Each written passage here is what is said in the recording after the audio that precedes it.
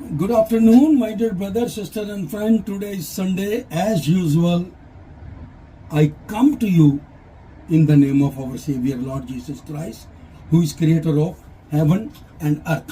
So today I'm going to share with you from the Holy Book, Revelation, the last book of the Bible.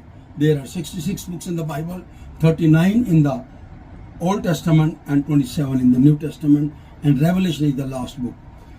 And today I'm going to share with you lesson 3 verse 20. Revelation lesson 3 verse 20, and the holy words are these. Behold, I stand at the door and knock. If anybody hears my voice and opens the door, I will come into him and dine with him, and he will with me.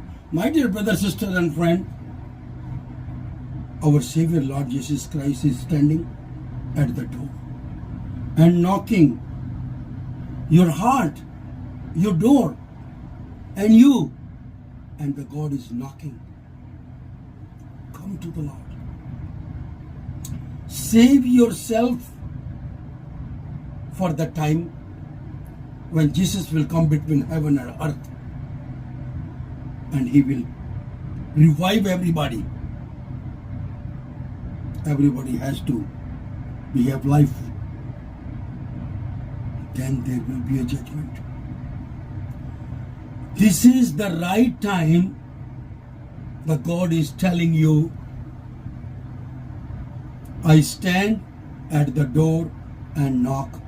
If anybody open the door, I will come into him and dine with him, and he will with me. So my dear brother, sister, and friend, very less time has been left, because what we are hearing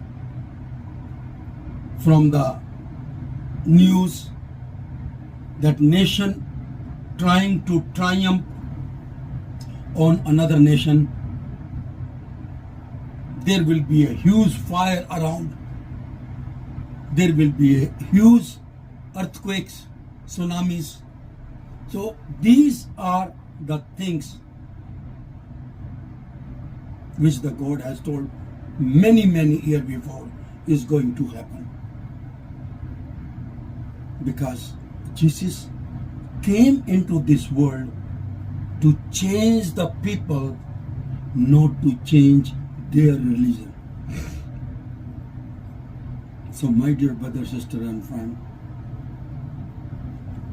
my humble prayer for those who are still thinking to become committed Christians, not cultural, not congregational, committed Christians. When you become the committed Christian, when the Lord will come between heaven and earth, he is going to lift you up and will establish you in the New Jerusalem.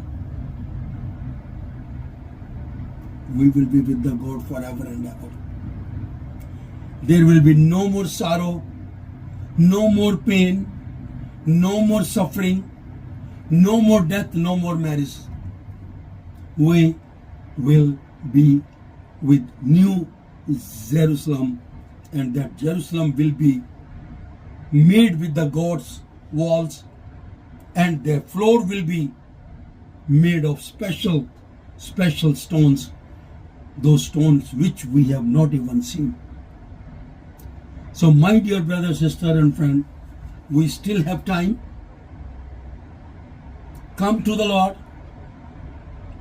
We still have time to protect our country. We still have time to pray for our head of the nation, because it is in the Bible. We pray for the head of the nation. We pray for our country. We pray for our government, so that our government must run by the Spirit of our Savior, Lord Jesus Christ. Our head of the nation always put Jesus Christ first, then him. He is the second man. If somebody say first man is president of America, no, that's wrong. He is the second man of America. First is our Savior Lord Jesus Christ. So I'm going to congratulation to my becoming dearest friend Trump, because he is a believer and God may bless him. God may provide him that kind of wisdom so that he must follow only those policies which are good for the world, American citizen, for the country, for the government, so that our country, America, may blessed and blessed and blessed.